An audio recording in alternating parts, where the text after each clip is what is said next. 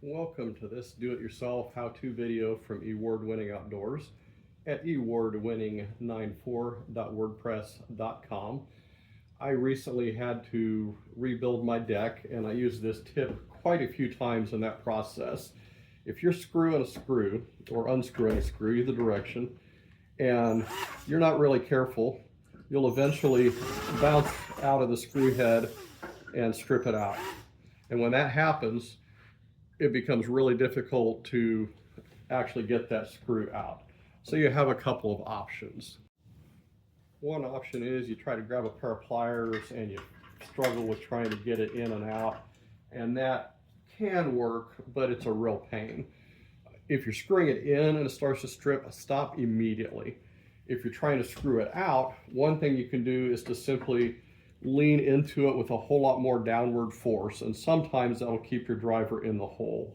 But there's actually a much simpler option you have as well, and that is to remove your driver, open your drill chuck up all the way, put it all the way down over the screw, reverse or change your direction to forward, tighten it up until it's tight on your screw, as if you would actually like the screw as a drill bit, switch back to reverse, and you'll drill the thing right back out of your board. Open the chuck back up, drop your screw, put your driver back in, and go back to work.